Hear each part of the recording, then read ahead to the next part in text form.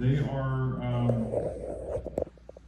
Sonya originally worked with the Battle Creek Inquirer as a journalist, and you know what happened to printed newspapers 20 years ago? They started falling down with all the rays of the internet. And so Sonya Hollins put together a fabulous history of the El Grotto Lounge, became very fascinated with the music history of the era, and wrote this book called Here I Stand, which comes from the name of Wade Clemens' song. Give a warm welcome.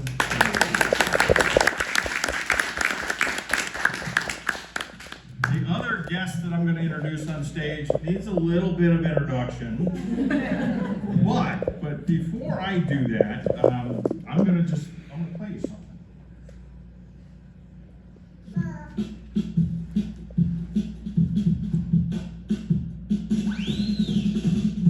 There's that record I found in Detroit for him. He's a man who grew up as a boy in the Hamlin Center and the El Grotto Lounge, sneaking in the back door, accompanying a lot of musicians that were making their way to Motown. And he went out to record Moving Dancer. Motown.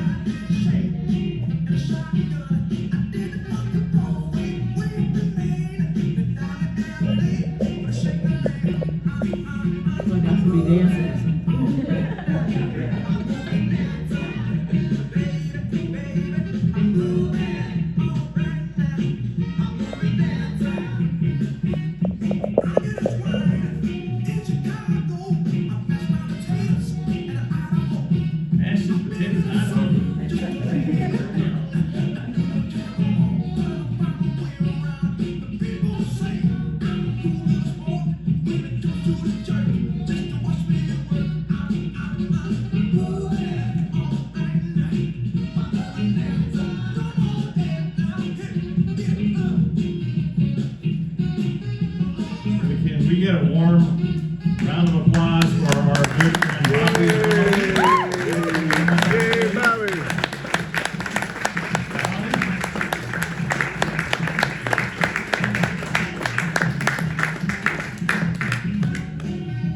Come on, Bobby. We're not going to ask him to dance today. He's got a little trouble with his hips, so we're not going to do that. But he has danced on this stage before. Any other places?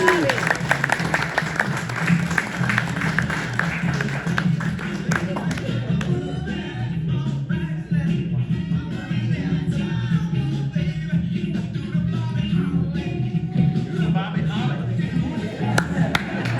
Yes, new lines in this thing every time. All right. So I'm going to turn it over to Sonya and let her ask some questions of Bobby. She can share some stories about her book and her encounters with all of the wonderful people that she got a chance to interview. Some of them are no longer with us, that she was the last person to interview them. So take it over, Sonya. Thank you. I think next time I need to have some dances prepared for all the songs that are played through the era. But this has been a great opportunity to share this story again. I learned a lot about musicians that I hadn't even heard about before on this history. So let's give Doug a round of applause for history. Let them know we learned today. It seems like a course, like at community college. We do that. I love it.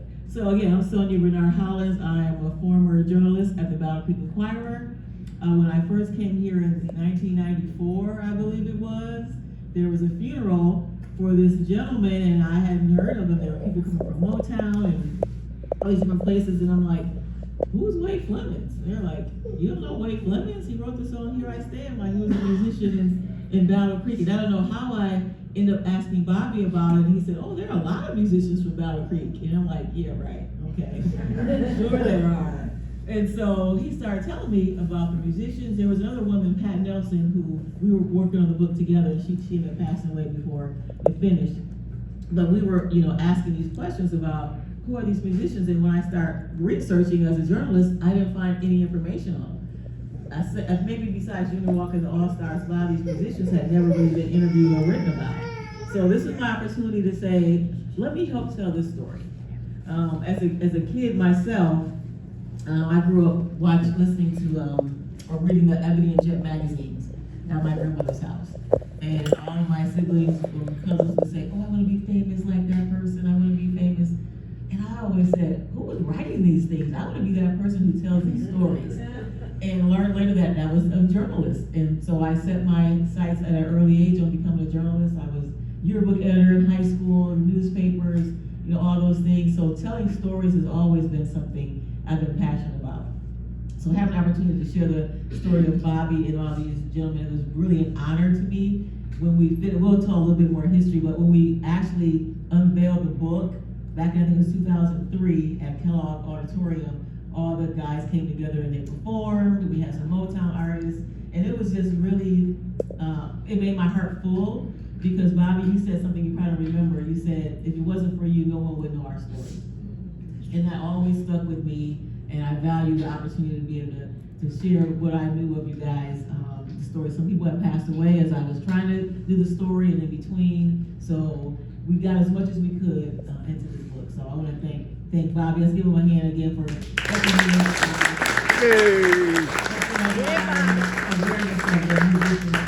in Battle Creek. So, but let's just start talking about just you growing up. There were musicians around you, because Junior Walker and the All-Stars was the one that I really knew about the most. And your brother Sonny ended up becoming a member of the Junior Walker and the All-Stars group. Now, Junior Walker and the All-Stars, they were out of South Bend, Indiana. And they used to perform for a Saturday show, kind of like the American Bandstand. And Junior Walker and Nick Sticks? They called him Sticks, he was a drummer. They had the band together. Well, Junior Walker broke off and took some of the musicians and made his own band and left Nick the Sticks to his own, band. So Junior Walker started his own band. They started going around and they would perform in different places that they would travel along the back highways. And one of those places was the El Grotto. So Helen Montgomery had hired them to play as a house band. And, Helen and Snap Montgomery, their story was original too, because Snap actually worked for Post Cereal. And, Post Tavern. He worked for Post Tavern as a waiter, and he went after work one day to get a drink, and the waiter broke the glass when he finished. He didn't even want anyone drinking out of the glass again. And at that point, he told his wife, we need to start our own club. And that's how the El Grotto became, what became the El Grotto, became what it is. One of their first bands to perform was Jackie and Johnny Beavers. Jackie and Johnny Beavers were Air Force men in Detroit at Selfridge Air Force Base. And they had auditioned for Motown, and they were signed. Well, then what happened was they ended up being shipped to Fort Custer. And they're like, okay, what do we do here? And they became the first really paid performers at the El Grotto. And so, that's how their career started here. Maud Bristol, of course, was the first, black woman mayor, married Johnny Bristol. And she's good friends with Gladys Knight, because they grew up in that whole Motown story. Jackie Beavers ended up marrying someone from here and worked at the Federal Center for years as well. So we have all these musicians here. Bobby's a young gentleman, and all of a sudden, Junior Walker and All-Stars comes here. They become really big, and they need a new organ player, because Vic Thomas was the original organ player. And some different, tournament events happened, and they needed a new organ player. I don't know if you want to tell the story about that, but the new organ player was Sonny Holly. So, Bobby, kind of tell us about growing up. Music was in your house. Your dad was a minister. Tell us a little bit about growing up in the music and how your brother became a member of Junior Walker and the All-Stars. Great, thank you so much. Thank you so much for being here today. First, I want to give a shout out to Dave Eddy, because he's the first one to play my records on the radio station. Great man. Dave, if you want to come up, you can come up as well, because you interviewed me before when I was here at the Choir. So if you want to come up and share some stories, feel free. Yeah, I have an extra chair for you, Dave. We'll help you up here. They help me. We don't need to chant his name. Great man. I was very lucky as a kid growing up, because because all the entertainers who are big now today, they rehearsed at my house. That's how we had a piano there, and my brother, I have another brother who passed away, my two brothers, and one played rock and roll, the other played jazz. So I was the rock and roll part. And I was this little kid coming up, I watched the Ed Sullivan show. And I said, hey, and then I watched Tim Beck's Amateur Hour. And I said, man, that's what I want to do. I want to be an entertainer. And that was my life goal. I want to be like Sammy Davis Jr. So everybody was playing piano in my family. I couldn't get on the piano because they played it night and day. And so I said, oh man. So I said, let me start a little singing here. Maybe I'll do something else. And so I'll beat on the cabinets and things, and I get a beat, boom, boom, boom, boom, boom, boom, la la la la la, hey, la la la la. And so I said, hey, that's it. I'll go ahead and do that. You guys play the piano and back me up. So that's how I had my brothers and sisters around there. But that's all I ever wanted to do. I heard these records, Nat King Cole, just all these artists, great artists that. And I want to be one of them. And that was my life goal. Things happened between there. You know, I had to work and all that kind of stuff. So, but still I kept my mind on show business because that's what I ever wanted to do. So when those kids come up in your families and they tell you about what they want to be or what they want to do, just don't say no to them. Say, hey, okay, I'm with you all the way. And that will encourage them to do some things that you didn't think they wanted to do. But that's my upbringing, was on 175 Rosalie Street. Everybody on this screen here, I've been with most of everybody. Maddie Willis, Edwin Starr, all the rest of these guys. And they're gone, but I'm still here. So thank God about that. Thank you, Jesus. But thank Sonya Bernard for writing that book, because nobody would know anything about our history at all. Only the folks who grew up in it around this town. And we played all kinds of places around this town. From the Sahara to the Night Beat to the El Grotto. Just everywhere. We were trying to, and now there's hardly no clubs that play here around here. And so, but thank God for that opportunity. That kept me as an entertainer on the main line. Yes, I started out about 12 years old. I snuck in the back of the El Grotto, and because underage, so you couldn't be, in a nightclub. So I snuck in the back door and sang my 2 songs on stage, and then hurry up and got out the back door before the police would come and somebody told them. That's what I did, and that's how I got to be on stage. And a little bit more, we'll go a little bit deeper when we talk about Here I Stand. You have to realize Bobby's sister, Nippy, was married to Wade Flemings. So he had that connection as well with this musician and, as a family member, and seeing Wade's career. Now, the interesting thing about Wade's career is that they were first called Wade Flemings and the Newcomers. So we had Lou Wilson and some other local musicians who were all part of that Newcomers group. So just imagine, we're all going to Chicago, we're all gonna audition our little song, and then the music comes out, and only picture we see on the album is Wade's face. The other guys were taken off, and then they used other background singers, and it made a little rift, in the friendship, because Lou Wilson was basically, Lou Wilson, he was, major jazz musician, blues musician here. Wade basically was like their manager of their group. He's just a little older than them, and then for this to happen, for them to go to audition together, and then basically they get iced out, that had to be, pretty, devastating for these young men who went up to this place. They, had this record recorded, but then they were pushed out of the way. Tell us a little bit more about some of the things that you remember that may have also been those heartbreaking moments for musicians that you saw as you were growing up and going into the music business here. Those singers that's on that record, they're still mad. It's like Jared Butler was with the Impressions, but there's only one person living that's on that record right there. His name is, I forgot his name myself right now.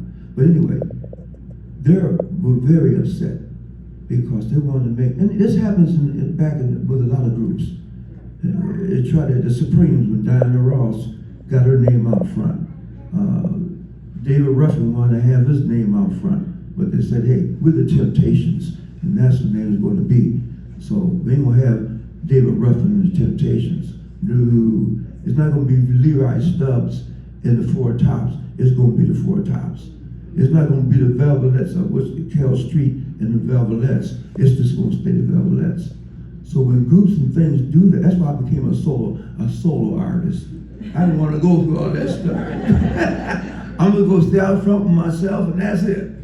You guys have the groups, even though I sing in some of those groups, but still, that's how that went. And Wade Flemings, like you said, married my sister. But the great thing about it, because it was on TV last night, because he co-founded Earth, Wind, and Fire. So he had a solo career, and then he had a career with the group. And then, like I said, groups, you know, they get all that stuff going on, and you don't want to play with them anymore. All kinds of stuff happen like that in groups. But he was co-founder of Earth, Wind, and Fire. And last night on TV, on HBO, they had a history of Earth, Wind, and Fire. And then you can see my brother-in-law singing and so forth with that group. So that was great. And Wade Flemings, he taught me how to write. He taught me how to write songs. I stayed around my brother-in-law all the time. And when he made it big, I was able to travel and meet some other entertainers just because of him. So I give him all the credit in my Lord and Savior Jesus Christ for helping craft my entertainment career. And Wade, there's a lot of things that's going on in the music business. Like these guys, they don't get paid, man. They get out there and do all this kind of stuff. The company gets all the money. They give the artist maybe $200 a week, and they done made thousands of dollars. It's like the Temptations. They got $200 a week. And the artist, Barry Gordy, will buy them a Cadillac, and if they needed a house, they would buy a house. They didn't know that they're still paying for the Cadillac out of their own money. And they're paying for the house all their own money too. So really, it's a cutthroat business. And so, but I love the business of that because I'm an entertainer, always will be. Some of you know me as a community activist. That's why I got this thing. Crawling to Detroit, walking to Chicago, crawling to Kalamazoo. Jesus, peace. Tear down houses. We did it because of the kids. We try to send a message. So the thing about getting back to the artist of Wade Flemings, if it hadn't been for him, I wouldn't know how to write music. I wouldn't be on this. Oh, here's another thing. I auditioned for Motown 3 different times. Got turned down all 3. But that didn't stop me. I went to Chicago. I took my records and things there. I signed a recording contract with Stack Records. They had Isaac Hayes, Sam and Dave, Johnny Taylor, Otis Redding, all that kind of stuff.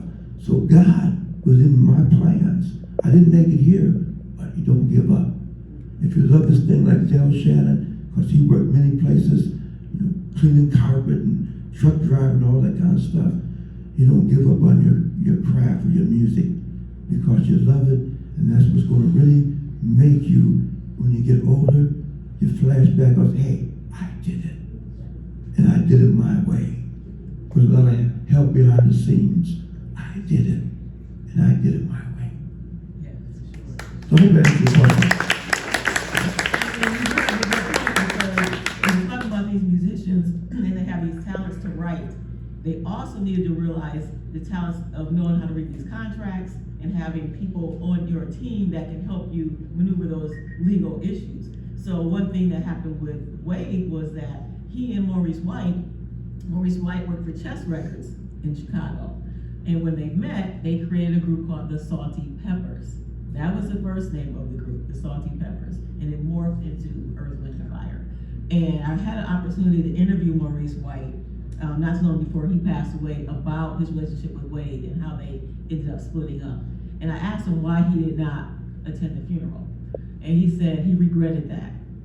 He said he should have let the things that happened not prevent him from coming to the funeral. So a lot of these musicians, while some people may still be angry, there were some musicians who they did things they did because their managers, had to do certain things, or there were some personal issues in the way, and they really look back later and regretted, some of those things that happened.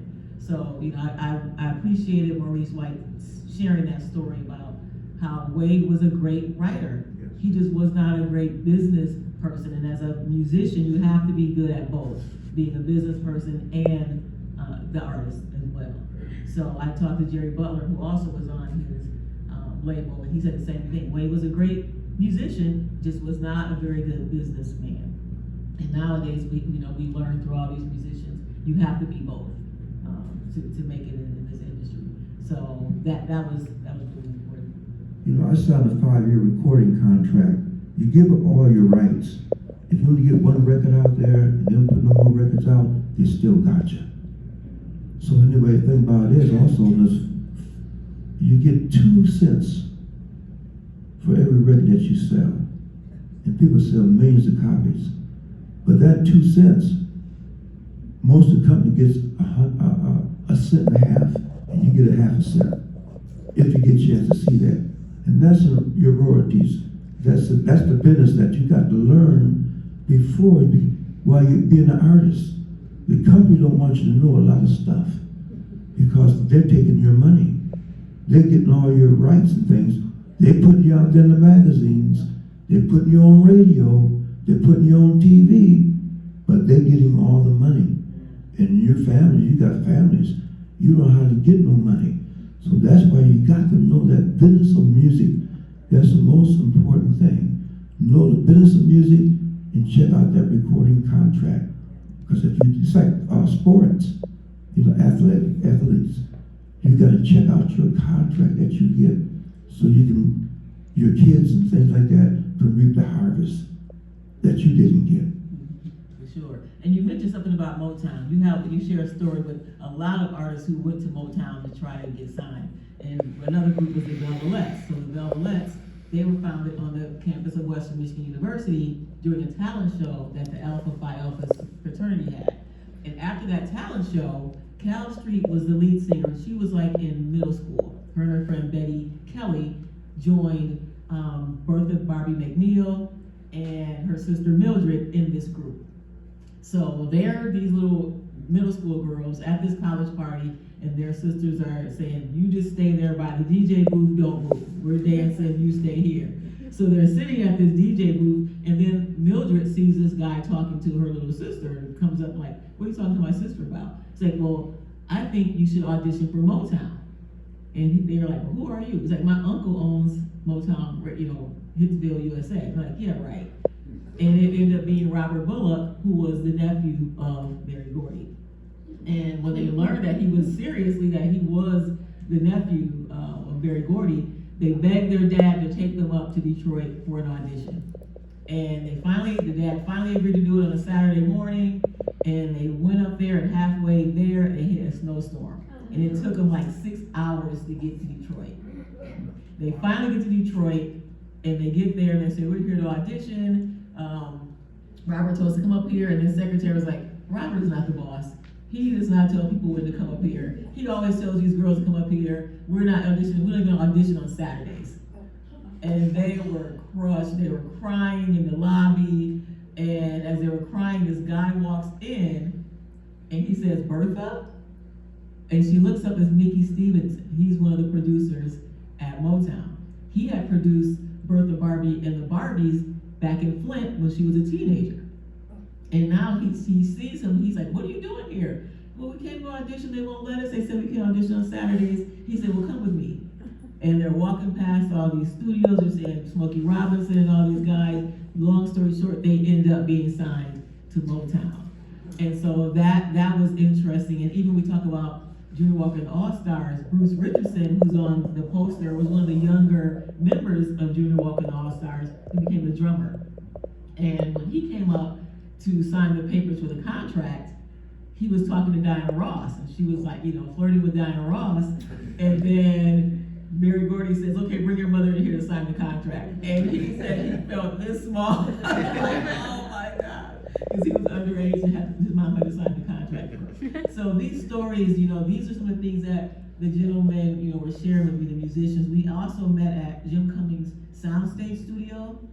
And we just invited a lot of the musicians who had been a part of the history of Battle Creek. And some of them hadn't seen each other in years. Some of them still had issues with each other. They talked with me and they shared all these stories. We made a recording of it. And it was just to me, it was a healing opportunity for many of them, just to know that I appreciated their stories and their time in the music industry, and that it was really something that Battle Creek needed to know about. And so all these little stories that I know, and I tell people all the time, there's some people who have to wait till they're dead to tell the stories, because like Nippy, your sister said, when I was recording, she said, turn off the camera. And I'm like, she said, turn it off. And then she told me, so she said, you can never tell anybody that until I'm dead. I'm like, oh my God. So it was so many times that people like, turn off the recorder. And they would tell me things. I'm like, oh, this is so good. This is so good. But they're like, nope, you can't say it, tell it until I'm dead. So there were some really cool stories. Now, what I could tell was when Junior Walker, they went overseas to perform, and he was in a hurry. He said, oh, I have to get a gift for my wife, when I get back here. And he ends up buying this dress. I think it was a red dress. I don't know if it was a red dress or not, but he buys this dress, and he comes back, and he, of course, at the El Grotto, the wife wears his dress, and who walks in but his girlfriend with the exact same dress on. He had bought the same dress. He was in such a hurry. He bought this, and that was like, a big blowout happened. But it was like those kind of funny stories that I would learn. And then Thomas, who was the original B3 organ player before Sonya, he told me how when they first started, Junior Walker was so mobbed by the women that they one day grabbed his tie and almost choked him. And after that, he just started wearing clip-on ties. Like, that's that. So all those little stories just really brought it to life for me, of the things that you all went through, the fun times, the challenging times.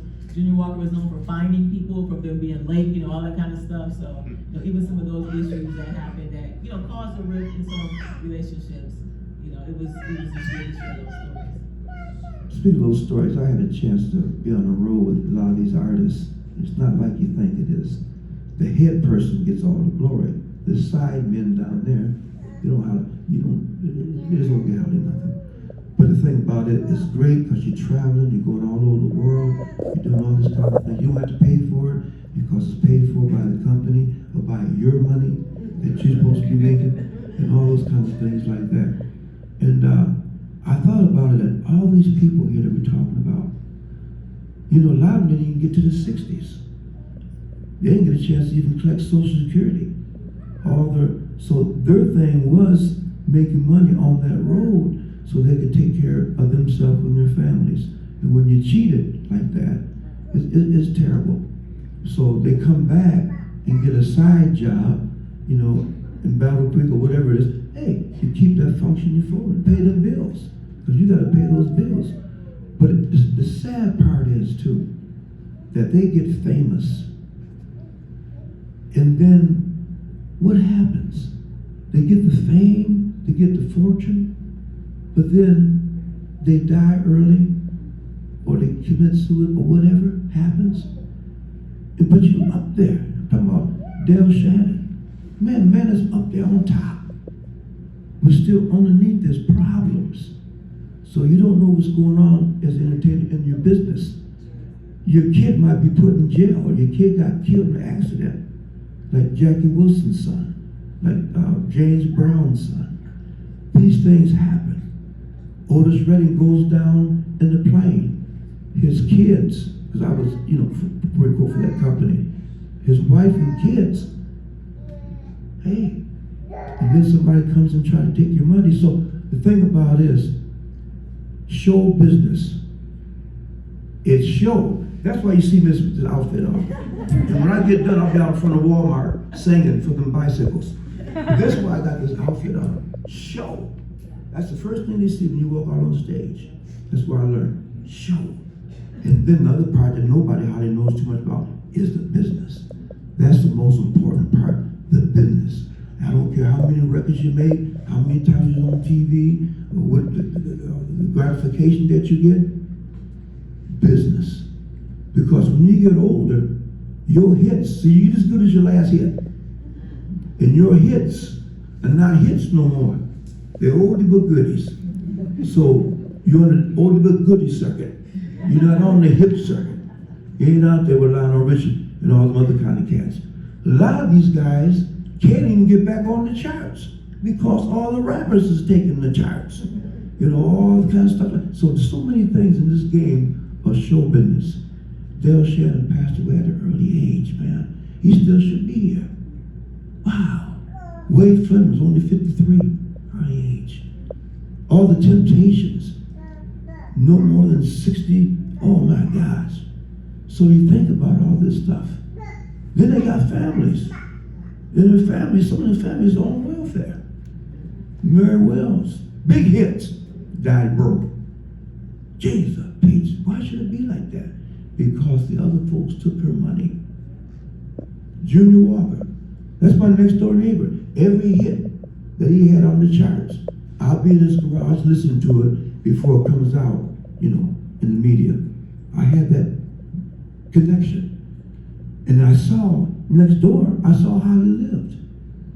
You know, I saw the things he bought, the buses, the fancy, you know, living next to a star like Michael Jackson. When you live next to a star, you see a lot of things. But you see the other side of the star. And that's the part that I see, the other side. And then when I see him on TV today, wow. But the other side, he ain't cut your grass. You got me over here raking leaves. So there's another side of this stuff here. And that's gonna, speaking of other side, we're gonna talk about Shotgun quickly, we'll flash back a little. So when they were the house band, of course, and they would play regular songs that were on, you know, top of the charts. And one of the songs they played was The Land of a Thousand Dances. And as they were playing that song, there's this woman who's dancing like this. And they were from the stage, what is that dance called? And she said, Shotgun. And they just started improvising and making the song Shotgun literally, you know, in the club that night. And Helen Montgomery said, you need to get Mr. Motown. And because they knew Jackie and Johnny, because Jackie and Johnny, you know, were here now, they were part of the community, they were able to get that audition, and like I said, the rest is history. So you just never know what will happen. Sometimes, you know, you say audition 3 or 4 times, it could just be one fluke song that happens. And I listen to the words that he has, mashed potatoes, all this stuff, and it's like, what is this even talking about? Like, it doesn't even make any sense. It's not even a story. But people are loving the hits and the meaning behind it. And in addition to that, Dale Grotto, we talked about Al Green, and how Al Green would have to sneak into the back to perform because he was underage. And Bobby talked about him doing that as well. And Al Green also shares that in his own autobiography about Helen Montgomery giving him an opportunity to come and just learn his craft on the stage, but he had to get right back out before the police came and found they had underage singers, right, you know, out on at the club. In addition to singing, though, they also had comedians. They had comedians who came through the El Grotto, and one of them was Jimmy Lynch. So Jimmy Lynch was a comedian who actually has an album out called Live at the El Grotto. And Jimmy Lynch ended up working with Dolomite, who you may know. He was an African-American guy who started these blaxploitation films called Dolomite. Jimmy Lynch was his actual sidekick in the movies. And he, you know, got his start here in Battle Creek. So there are a lot of other little cool things I learned about as I was doing the research for Battle Creek as well. Tell me a little bit more about how it was at the El Grotto. I wasn't there, of course, I was too young to be, but what was the atmosphere like growing up in the El Grotto? Like vaudeville. When you, as entertainers, always had a show every Sunday, a matinee, and then you have another show after that. So your face or your name will be on the poster. Oh man. When your name gets on the poster and you get in the limelight, oh, your head gets so big. But it's so wonderful. But Helen Montgomery gave us black entertainers, and whites has been there too, the opportunity to form our craft, become what we become as entertainers, a place to play, and little salary, you know, a little bit of money on the side here. But she gave us most things with opportunity. That's why so many artists came through the El Grotto. And she was kind and she was nice. And she believed that you should be on time. And also when you perform professionally. And I'm going to take care of you. I'm going to make sure you get your money. I'm going to make sure you have a place to play. But don't cross me. Don't be going out the night beat. Or don't be going out to this place and playing down here, because I'm starting you out, so I want you to be at my place to play. Boy, we went downtown at the Gilbert Lounge. We played 6 nights. And we got paid for those 6 nights. Well, we was getting more than we was getting at the El Grotto. Oh, she was mad. She said, now you take my crowd down there where you at, and I'm the El Grotto Lounge to help you get started. I don't think that's right. Do you? And so I went back one day to get a Coca-Cola. He said, no, I'm sorry, you can't have a Coca-Cola. You got to pay for it. But when I was working there, I could have as many Cokes as I want. So she's kind of getting back at me. But the El Grotto was a central place for all these entertainers. And I have never seen nothing like that. And they became famous. But they got to start at the Hammond Community Center and the El Grotto Lounge. Then they branched out to go any other place. But she always makes sure that we had a place to play that would nobody accept us. We couldn't get in the white clubs like the Greens Tavern or the Sahara or the Night Beat. We couldn't get in those clubs as black entertainers. We had to have a mixed band. You see, to get them, had to have whites and blacks. Mixed band like Jackie Beavers did. But finally we broke the doors down and they had to accept us because music was changing and we needed to have a place to play, so it would give us those opportunities. But the places I'm playing now, couldn't play them, not at all. So the El Grotto Lounge in Helen Montgomery and her husband Snap gave us the opportunity, and she was behind Junior Walker all the way. Junior had 10 kids, and he had no house. Helen Montgomery got him a house, she fed him, and then when he came big with that shotgun, it's time to give back. It's time to play at my place. It's time to help me a little bit now here. And so that's most important. Whoever helps you behind the scenes, don't forget that. Regardless of any regular job, somebody help you get a promotion, somebody help you do this, always thank that person. And also always bring yourself back home to where you started. Now, I'm gonna say this. I didn't see Dale Shannon after he made it. I didn't see him coming back to Battle Creek too much. See, you give no honor in your hometown. People, you say, hey, I saw him for 50 cents. I'm ready to go see him for it. But when they come big out there, then they start talking about me here and there. So, Junior Walker, he didn't play too much back here in Battle Creek. He put on a few things. But it's like you're big time, but you're not accepted by your own. Because you remember when you was out there, so they didn't want to see you, you know, they're not going to pay to come down and see you. And that's heartbreaking, that you do all this thing for your hometown, but yet your hometown don't want to see you. They don't want to pay to see you. They want to still see you for free. So that's the bad part about it. But a person should always come back, regardless, to the hometown and give back for the folks who was there when you got started to help you make it. Always come back. Yes. And as we wrap up, I don't know how much time we have left, and we'll wrap up. But speaking of coming back, that is really how I learned to appreciate Bobby and Bill Dowdy. So when I saw you all at the high school, at the elementary schools, teaching kids even how to drum on buckets. Yes. Bill had a Drumming for Life program. You all would go into the schools, talk to the kids about entertainment and music, and teach them, you know, a little bit about music and share your stories. And I think that is important because that next generation needs to see, not only to learn that they have these amazing musicians in the community that they had, but to learn from the things that you guys were sharing about knowing the business, you know, learning your craft, making sure you understand how to read contracts and all those things. Because musicians in Battle Creek didn't just start when El Grotto came. Hamlin Community Center was a major place where all the students came, you know, kids came, whole families came to perform at talent shows at Hamlin Community Center. So that performance mentality or that performance atmosphere helped a lot of students when they were younger. That's where, you know, all these people were performing as kids. And so now we're having this give back to the kids and give them an opportunity in which we don't really see nowadays.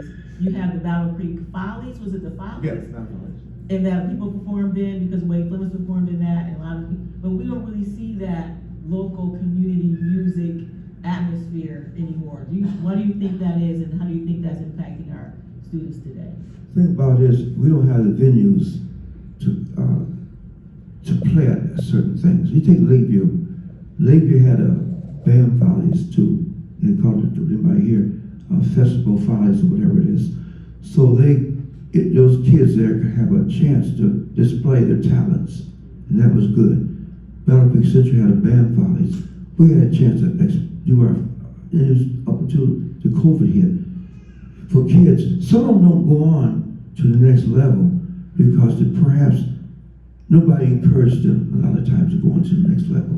But there's a girl that was at Lakeview, Ada or somebody like that, and she's doing great things, but you haven't heard of her lately because she's down in Nashville trying to make it. We don't have the outlets that we used to have to entertain and show our craft.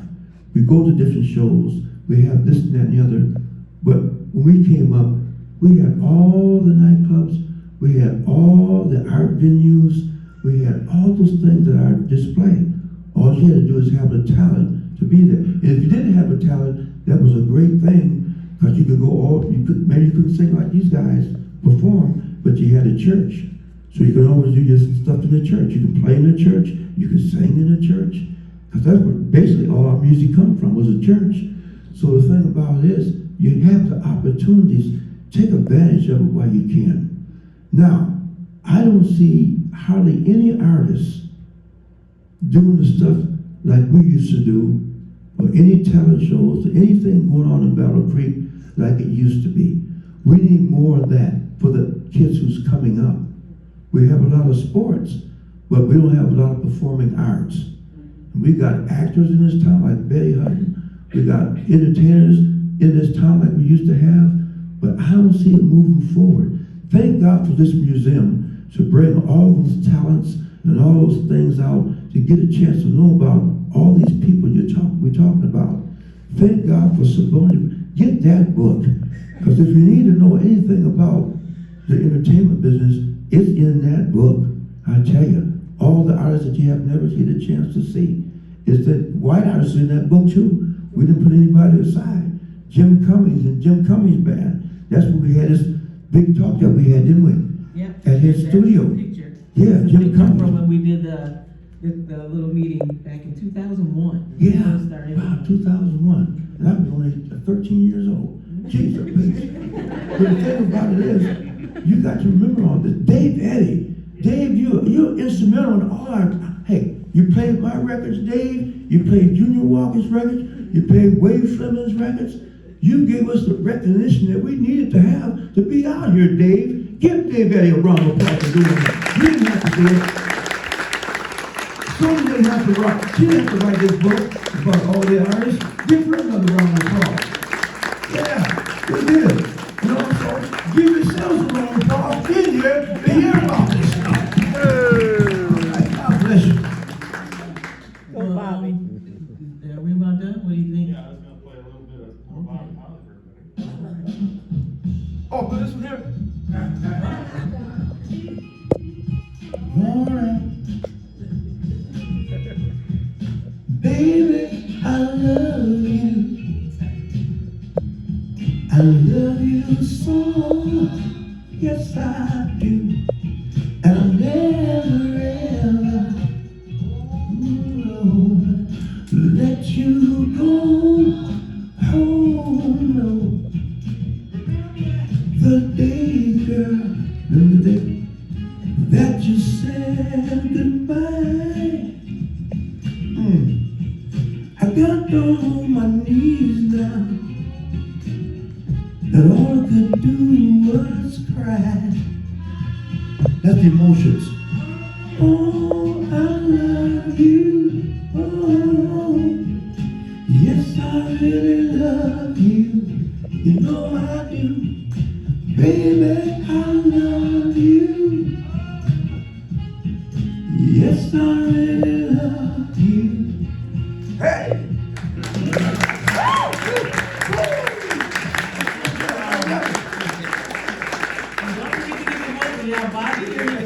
That's it. Well, so please do that $10 for the soft cover and $20 for the hard cover. And I might die, but the records keep on going on. Okay? Thank you, hallelujah, Jesus. Del Shannon still goes on. Junior Walker still goes on. Wade Phillips still goes on. El Green still go on, right? Yeah. All right. I set my case. I'll be on from the Walmart when I leave here. Definitely get a signed copy of Sonia's book. It's a treasure. It's really a treasure. So she'll be at this table right here. And thank you all for coming today. It's been a fabulous history tour. Work through music history here. This is our music legacy event. And it wraps up our Del Shannon weekend, which we spend all year long working on, and every year trying to bring the memory of music back to Battle Creek and keep it alive, keep our history alive. And thank you so much for being here, Bobby. Thank you so much, Sonya. Sonya, I got a hold of Sonya at the last minute. I said, I know it's impossible with your schedule to be here. You're busy. She's booked all the time. And she writes back and says, I can be there Sunday. The relief that fell over me. Please, take an opportunity. It's a golden opportunity to see this amazing